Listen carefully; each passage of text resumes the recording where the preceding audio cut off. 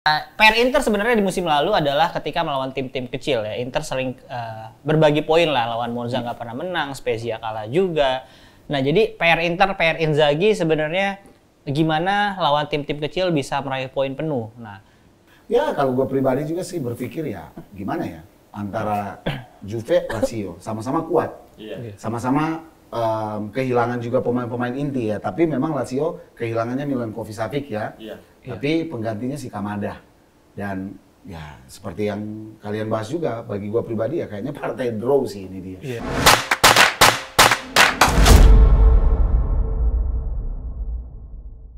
Halo supporter, welcome to Pinball, Opini Football. Hai! Kembali lagi tentunya dengan saya karena singgasana saya kemarin beberapa hari dirampok sama Interisti ya. Interisti ya. Sekarang yang berkuasa Milanisti dulu di singgasana sih. Kalian tidak lihat saya punya bintang tamu 3 di sini Milanisti, bahkan ada 4 bintang tamu Milanisti abu-abu yang satu. Tentunya di episode kali ini saya tahu kalian sebenarnya sudah tidak sabar menentukan menantikan episode Pinball yang membahas tentang Serie A. Tidak ada tempat lain yang membahas Liga Italia, liganya opa-opa ya, secara detail ya, secara lengkap selain di pinusi.com, di Pinball. Kita tidak perlu berlama-lama. Inilah bintang tamu saya yang saya cintai ya. Dari sana dulu. ya seperti biasa. Akhirnya gue udah gak ke situ lagi ya. Ya. Gak nepok paha lagi. Bisa saman sekarang gue sekarang ini. Oh, jangan salah. Jangan salah. Nanti kita rolling lagi. Itu dari Inter ya.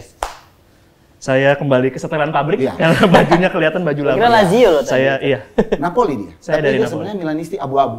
Saya gabung semua di Dan sana. tentunya tidak lain dan tidak bukan ya. Dia baru juara Binaraga dia. Reza dari optis.id. Oke. Waduh, promo tempat lain. Dan ini kalian sudah tidak asing dengan mukanya ya, bahkan mungkin sudah muak nih. Anak Inter mana bang? Emang Sabar. Wih, jangan nih, Belum. jangan nih preman Merah-merah banget ya, udah merah-merah ya. Ya. Saya dari pemadam kebakaran Menteng. Ini dari Milanisti Indonesia. Nah, tentunya kita hadir di sini, kita akan memberikan informasi-informasi yang sangat menarik. Kita akan mengulas dan membahas seputar Liga Italia yang di pekan ini, di hari Sabtu nanti akan tersaji beberapa partai panas. Tapi ada partai yang sangat panas di dunia, di Eropa, yaitu Derby della Madonnina akan tersaji hari Sabtu ini jam 11 ya. Derby panas tersaji. Inter lebih perkasakah dari Milan atau bagaimana ini ya? Tanggapan dari teman-teman semuanya. Dari mana bang? Ya silakan, siapa yang duluan? Finalnya sih ada 3 nih, dia dulu deh. Salah nih skripnya nih. Kagak, lu jangan Nggak kebanyakan nanya. mungkin Inter lebih perkasa dari Milan. Ini kan pembahasan. Oh iya pembahasan. Soalnya udah derby susah Oh, bang. jangan. Kita jadi di sini gue pengen mengajarkan walaupun kita fanatisme, tetap kita juga harus menerima ketika tim lain lebih unggul dari kita. Lebih baik kita membahas di sini diunggulkan mereka, tapi setelah pertandingan mereka yang nyungsep. Paham? Paham. Oke, lanjut. Inter nih duluan. Gue duluan, oke. Kalau menurut gue sih Inter lebih perkasa dari Milan untuk saat ini belum ya, karena masih 3 giornata dan dua-duanya masih perform bagus. Walaupun Inter belum kebobolan, Milan udah 2 kali. Tapi yang jelas menurut gue musim ini derby pertamanya bakalan lebih seru dari yang pada musim kemarin ya. Sepakat. Betul banget itu. Betul. Ya. Nah, dia juga sudah mulai merendah karena Betul. memang saya tahu dia sudah menyadari bahwa dia akan terbantai. Ya, buat para Milanisti maupun Interisti ya, jangan berantem. Ya, siapkan cemilan kalian. Bersoraklah kalian pada hari Sabtu nanti ya. Karena bagi saya pribadi meyakini bahwa kayaknya Milan menang 3-1 deh bang. Amin. Bagi gue ya. Nggak tahu. Kita harus mendengar analisa dari orang paling benar. Iya, jadi nggak jelas di sini ya. ya buat gua sih kayaknya Inter masih sedikit diunggulkan karena Milan kan habis kehilangan Onana. kebalik dong. Bukan, Tomori. Tomori. Iya, baru cedera juga Kalulu. Oh, Kalulu cedera juga. Cedera. Iya. Ya, berarti sisanya kan tinggal Simon Iya, yang Malitiao sama yang yang baru. biasa kepleset itu kan sebenarnya Iya. kan. Nah, tinggal dia ya udah. Sama ada yang baru. Marco Pellegrini. Pellegrino. Nah, tapi kan belum pernah debut juga kan. Belum. Ya jadi ya memang kalau di atas kertas sih kayaknya lebih dirugikan Milan sebenarnya. Tapi kan kalau balik lagi, yang main di kandang sekarang siapa? Inter. Oh ya, berarti Inter juara. Juara apa menang nih? Menang. Juara aja nggak apa-apa, kalah nggak apa-apa tapi juara. Menang dulu deh. Kalau dari gua emang Inter itu secara statistik di bursa taruhan pun diunggulkan. Terus juga kalau di beberapa statistik itu memang ada bang, secara XG-nya Inter itu lebih tinggi, matematisnya itu lebih tinggi. Inter itu 1,79 kalau nggak salah, dibandingkan Milan 1,6. Saya tidak henti-hentinya juga mengatakan agar ini jadi jinx, Inter itu memang tim yang belum pernah kebobolan. Iya. Tapi sepertinya di derby nanti akan kebobolan. 3. Ya, tapi memang harus diterima lah itu statistik itu. Betul. Bar? Kalau tahun lalu ya, tahun ini gue nggak setuju bang. Karena pembelian Milan itu sangat-sangat bisa mengimbangi permainan Inter. Apalagi kemarin juga permainannya bagus dan itu bisa menjadi derby ini lebih imbang lah dibanding kita Lebih Milan seru udah ya. kalah kan beberapa kali tuh. Tumben lu muji sekarang transfer Iya. Milan. Kenapa? Karena 3 pertandingan kemarin menang. Ya dari gua pribadi, gua bukan berarti meremehkan Milan. Tapi kan gua nggak mau takabur karena gua udah ngerasain. Musim kemarin gua takabur minta ampun ya. Gua udah ngomong segala macam bahwa Milan yang akan berjaya. Nggak taunya di gembeng 3 kali Milan sama 4 kali. Nggak usah perjelas 4 kali. Ya? Jadi untuk saat sekarang orang bilang kita tidak boleh angku dulu. Kalem. Milan menang 3-0 coy. Nanti. Nggak sih, analisa gua. Memang dari segi komposisi pemain, sebenarnya itu nggak beda jauh. Cuman memang absennya Tomori dan Kalulu diganti oleh Kejair maupun berarti berduet dengan Malik Thiaw. Ya. Cuman komposisi pemain yang gua harus akui, Inter itu unggul dari segi kedewasaan pemain. Pemain Milan memang sudah dewasa. Tetapi kan pemain-pemain Milan yang masuk baru-baru ini adalah pemain-pemain baru kebanyakan. Sementara Inter ini dewasa dengan pemain-pemain yang mayoritas pemain inti semuanya. Di Marco, Lautaro Martinez, segala macam.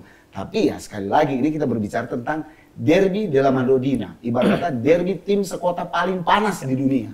Derby Manchester nggak ada apa-apanya dengan derby della Madonnina. Jadi bagi gua pribadi sama-sama kuat. Ya hasil di lapangan lah yang akan menentukan. Betul. Bagi gua kita akan menonton kayaknya pertandingan yang paling panas, paling seru, paling menarik ya. Karena secara strategi pun gua sedikit surprise dan mungkin angkat jempol buat Pioli karena dia bisa merubah formasi yang musim kemarin agak monoton membosankan, tapi sekarang kok lebih cair dan sangat enak ditonton ya.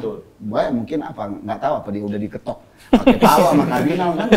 Gua nggak tahu ya. Nah sekarang nih, gua mau tanya nih, kira-kira derby kali ini itu menentukan jalan Scudetto bagi dua tim ini apa enggak nih? Bang Bara? Nggak bisa sih bang, karena biar gimana pun satu musim itu kan banyak pertandingan, nggak cuma bisa dinilai dari derby ini. Tapi memang melihat Inter dan Milan ini dua tim teratas, ini punya andil cukup besar buat dari mentalitas tim ini mengarungi sisa dari Liga Serie A ini. Betul. Dan ini juga bisa jadi modal yang baik untuk menjadi pembuka pertandingan Champions League sih di hari Selasa nanti. Hari Selasa nantinya itu. Tapi kalau untuk Scudetto kayaknya masih agak jauh karena konsistensi selama satu musim ini kan tidak ditentukan dari satu pertandingan ini. 38 pertandingan. Betul. Iya. Ya, kalau gua sendiri juga sama setuju. Satu pertandingan derby, walaupun Inter menangnya 7-0, 5-0 itu nggak akan berpengaruh. Bukan nggak akan berpengaruh sih, cuman bukan jaminan akan Scudetto di musim ini. Karena sebenarnya PR ini Mas 7-0 kegedean. Dia mau ngalahin yang 6-0, yang 6-0. Iya, udah lanjut. Karena kan PR Inter sebenarnya di musim lalu adalah ketika melawan tim-tim kecil ya. Inter sering berbagi poin lah, lawan Monza nggak pernah menang, Spezia kalah juga. Nah jadi PR Inter, PR Inzaghi sebenarnya gimana lawan tim-tim kecil bisa meraih poin penuh. Nah gimana nih akhirnya di musim ini PR-nya itu bisa selesai atau enggak? Karena di pertandingan pertama itu lawan Inter masih punya motivasi untuk menang. Kayak Monza, Cagliari kemarin baru balik lagi ke Serie A kan pasti pengen menang. Terus Fiorentina juga pengen melanjutkan tren positif ya. Nah gimana ketika Inzaghi akan menghadapi tim-tim yang motivasinya cuma dapat seri doang nih. Ini akan diuji dah di pertandingan setelah lawan Milan kayaknya. Iya, betul. Ya buat gue sih kayaknya enggak ya, bukan buat penentu Scudetto, tapi ya kan balik lagi menang dapat 3 poin, seri dapat 1 poin, kalah nggak dapat apa-apa. Tapi kan ya balik lagi 38 giornata kan, which mean poin yang bisa diambil lebih banyak, jangan sampai jangan sampai kehilangan poin di apalagi di match-match penting dan jangan sampai kehilangan poin di match-match yang dibilang sama orang nggak penting, jangan sampai jadi Robin Hood gitu. Iya. Menang lawan yang gede, ngasih sama yang kecil. Gitu. Tapi momentum itu memang benar adanya ya. Betul, ini setuju, harus setuju itu. diakui ini akan ngejaga momentum Iya, dari kedua untuk tim. Scudetto. Untuk Scudetto. Betul. Nah itu yang gue bilang, maksudnya memang ini bukan penentu jalur Scudetto, tetapi momentum. Dan mungkin ini bisa jadi perang mental nantinya ketika siapa yang akan berjaya, dia yang akan memegang kendali sepenuhnya. Karena kan kita nggak tahu nih, Milan ini punya penyakit yang harus kita akui ya. Kita sebagai Milanis kita harus akui. Setelah jeda internasional, biasanya Pioli ini seperti mentok nih menghadapi ini. Apalagi kan setelah jeda internasional langsung dipertemukan dengan derby. Nah derby ini, kenapa gue bilang bisa menjadi penentu Scudetto, jalur Scudetto, adalah penentu jangka panjang. Kita masih ada, ini kan baru pekan keempat, berarti masih ada 34 pekan lagi.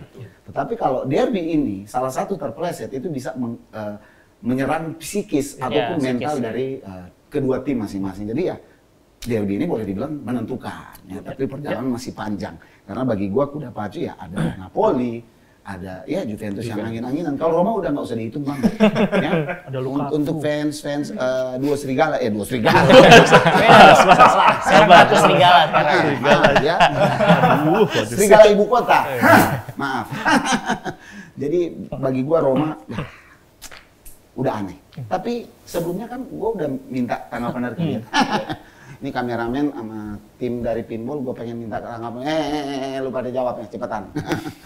Milan Inter lu jagoin siapa? Ntar, derby. Jauh mas. Beda liga mas.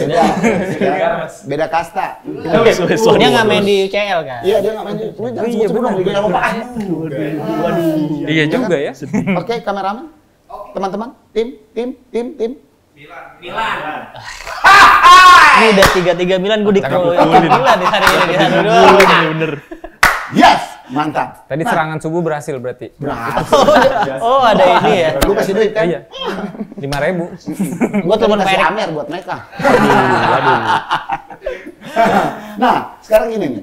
Ada juga statistik yang kita harus akui bahwa Inzaghi ini lebih superior ketika berhadapan dengan Stefano Pioli. Pioli seakan-akan seperti tidak terlalu berdaya ketika berhadapan dengan Inzaghi, dan itu fakta loh. Kita kadang berpikir begini, squad kita ini lebih kuat dari ini, tapi kadang faktor pelatih ini antara head to head pelatih ini, contoh kayak Jose Mourinho dan Pioli. Mourinho ini memang pelatih hebat, tapi kalah sisi loh sama Pioli. Nah, Pioli ini seperti juga kalah sisi dari Inzaghi. Ya kalau dari statistik ketemu udah 20 kali kalau nggak salah ya di sepanjang karir mereka sebagai pelatih. Inter 11 kali Inzaghi 11 kali menang, seri 4 kali, kalah 5 kali dari Pioli. Dan kalau selama menukangi Inter dan Milan itu kayaknya Pioli baru menang sekali lawan Inzaghi. Nah, gimana menurut gua sih di sini adalah kayaknya Pioli lebih banyak ketika lawan Inzaghi mendapatkan skuad yang tidak oke lah. Ketika itu lawan di Fiorentina, sedangkan Inzaghi-nya di Lazio. Nah, itu mungkin bisa jadi faktor juga.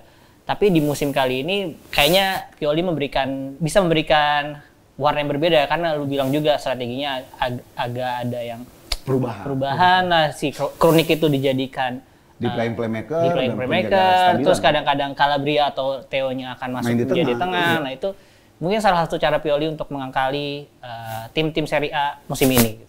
Iya. Buat gua sih kalau ngomongin ini harusnya jadi titik baliknya Pioli ya untuk bisa mengalahkan statistik yang udah dibuat gitu. Apalagi secara pemain kualitas harus diakui Milan sekarang udah jauh banget gitu secara kualitas. Dibandingkan musim kemarin udah sangat jauh banget gitu. Ya harusnya ini jadi titik balik lah, at least bisa dapat kemenangan penting gitu lawan Inzaghi gitu. Tapi nggak tahu kalau yang nanti malam. Satu. Tapi kalau menurut gue setuju juga sama Rangga. Ini bisa jadi titik balik Pioli untuk memecah kebuntuan melawan Simone Inzaghi. Taktik yang diterapkan Pioli di musim ini juga menurut gue bisa jadi pembuktian juga. Apakah ini bisa jadi taktik yang long run gitu? Karena kan untuk memenangkan sebuah kompetisi, sebuah liga, ya kita butuh pakem bermain gitu. Gak bisa kita yang selalu reaktif aja. Betul. Gue suka banget taktik Pioli di musim ini bang, gitu. Ini benar-benar jadi terobosan. Berbeda mungkin di Inggris udah diterapkan sama Arsenal gitu ya, tapi sama Jurgen Klopp juga. Iya, di Italia, tapi ini baru. Ya. Jadi gue rasa mungkin yang bisa dijanjikan dari derby ini adalah untuk fans netral ini layak banget ditonton sih. Iya, menarik, pertandingan yang seru. Ayo Nobita. Deki Sugi. Kalau yang kemarin sih gue rasa udah bisa ditutup chapternya ya Bang, karena pemainnya dan juga kondisinya kayak sempat ada yang minyonnya cedera, kiper kita Tata Rusano musim lalu. Iya memang itu sih faktor. Sekarang dengan pemain-pemain baru yang memang sesuai dengan skema yang Pioli inginkan, dia bisa jalankan dengan pemain-pemain yang dia minta nih sekarang. Jadi gue harap ini menjadi start baru buat Pioli membalikan atau memulai positif tren atas Inzaghi. Iya. Dan mungkin gue sedikit nambahin juga untuk sisi Inzaghi-nya ya. Kalau menurut gue Inzaghi musim ini juga sudah lebih dewasa dan banyak kesalahan yang dilakukan musim lalu di musim ini mulai diperbaiki. Dia pelan-pelan dari pergantian pemain, biasanya dia salah melakukan pergantian pemain, musim ini udah mulai diperbaiki gitu. Ya itulah yang gue bilang. Jadi sebenarnya ini juga bukan suatu pertempuran yang mudah buat Milan ataupun Pioli bisa berjaya karena secara tim juga, secara pelatih ya, Inter juga, Inzaghi juga itu sudah semakin dewasa dan semakin padu ya. Sama-sama semakin padu bagi gua pribadi ya, sama kayak Brother Reza bilang bahwa kita akan menonton sebuah pertandingan derby yang luar biasa pokoknya, yang menarik banget yang akan kita tonton pada hari Sabtu nanti. Jadi ya bagi kalian jangan pernah lewatkan derby kali ini karena derby dengan tensi panas ya. Tapi ini udah seret nih dari kemarin-kemarin episode kemarin. Nah ini yang kita tunggu-tunggu deh. Kan, Reza nungguin banget. Ini belum pernah soalnya. Belum pernah kebagian deh. Kenapa Reza? Belum pernah kebagian. Nah, sekarang ada orang yang berani. Ayo. Ini. Apa yang dia? Aus. Ini kemarin 3 episode nggak ada Bang Botak, nggak apa-apa sebenarnya. Yang kita tunggu ini loh. Berarti lu nggak terlalu merindukan gua ya? Iya. Lu merindukan dia? Iya dong. Ya gitulah. Gelasnya nggak ada yang merah tapi Bang. Nggak apa-apa. Ini juga nggak ada yang biru. Oh iya. Lu jangan paksain ini warna rasio. Buat saya aja kalau gitu nggak apa-apa. Nah, iya. Warna Napoli. Iya. Kok gua pink ya? Tos dulu dong. Forza Serie A. Oh, Forza Serie A. Forza Serie A. Gitu dong ya. Mari minum Amer.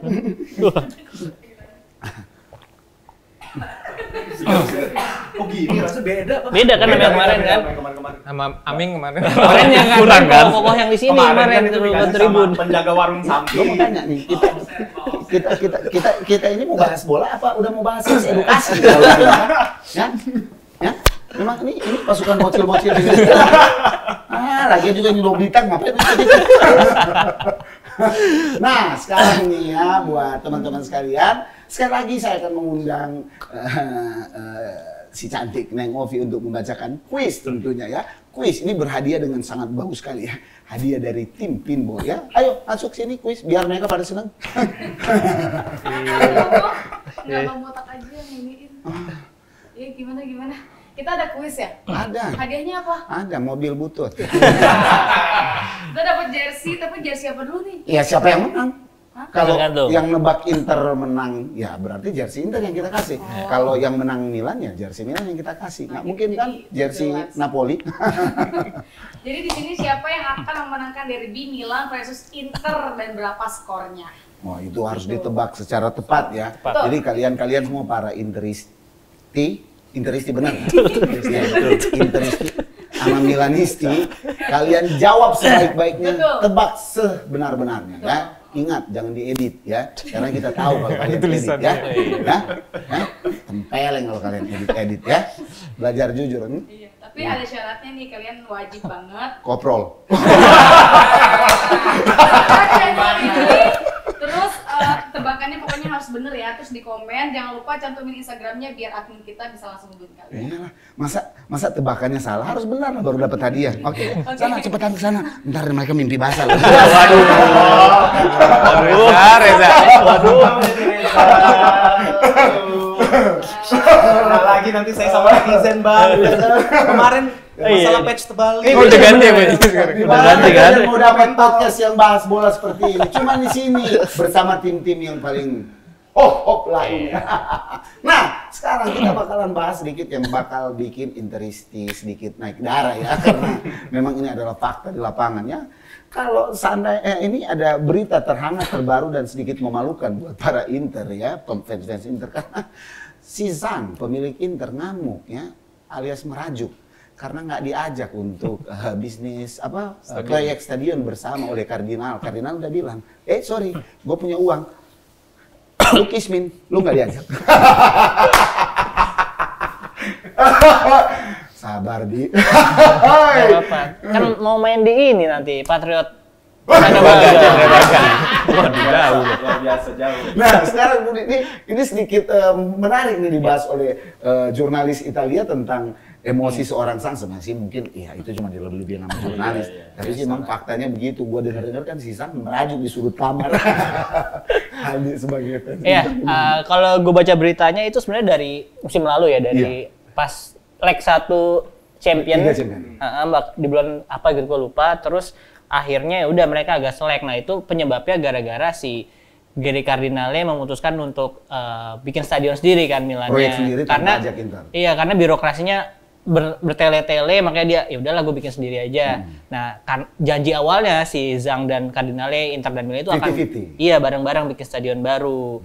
Nah, marah lah, batal lah. Nah, karena itu si Zhang menganggap wah si Cardinale berkhianat nih. Gue maksudnya udah mau fight juga bareng-bareng, ternyata nggak jadi. Nah, kabarnya juga dari Gazzetta gue baca tadi Inter juga mau bikin stadion sendiri akhirnya itu di daerah Rozzano atau apa gue kurang hafal lah. Begitu proyek. Nah itu kabarnya masih cari tanah yang murah mungkin ya, jadi di pinggir sawah emang di Google Map ya di pinggir sawah. Jadi nggak beda sama stadion Wiwamukti di Cikarang. Di pinggir sawah. Emang di Italia ada sawah?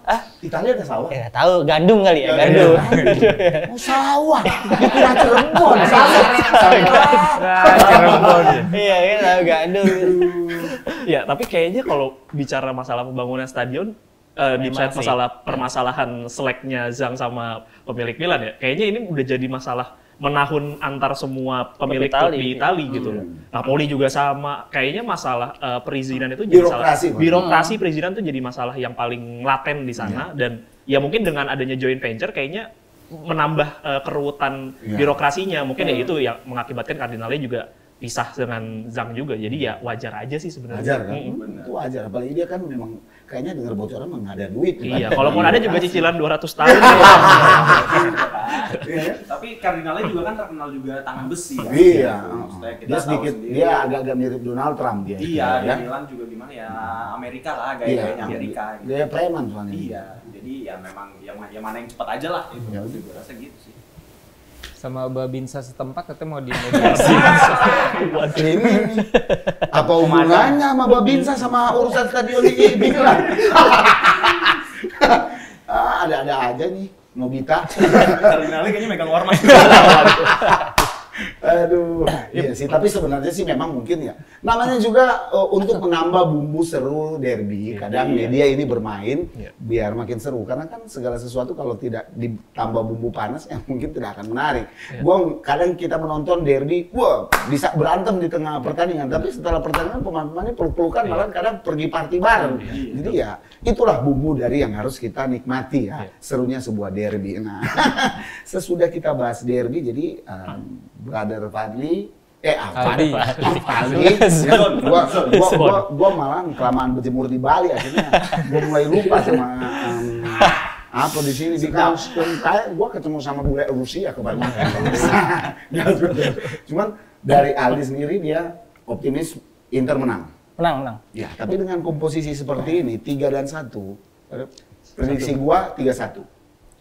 Milan menang. Mungkin saya akan dihujat 2 sama, Bang. Oh iya, nggak apa-apa. Siapa yang menghujat lu? Takutnya. Kagak. Itu pemilihan yang paling netral. 2-0 buat Milan. Oke. 1-0 buat Inter. Nah, ini betul. Jadi kan 1-0. Gua belum. Ali? Nih buat yang tadi mau ikutan apa? Tebak skor. Skornya ada di situ tuh. Inter menang 3-2. Boleh. Bisa banget bisa. Ini nyeting sendiri tadi jadi. Tadi gue yang gini sendiri. Nggak kelihatan. Gua inget lo yang pada nyeting. Enggak sih, tapi nggak apa-apa. Bagi gua pribadi ya, sebagai gua Milan sih menang lah. 3-1. Takutnya ini nomor 2-0.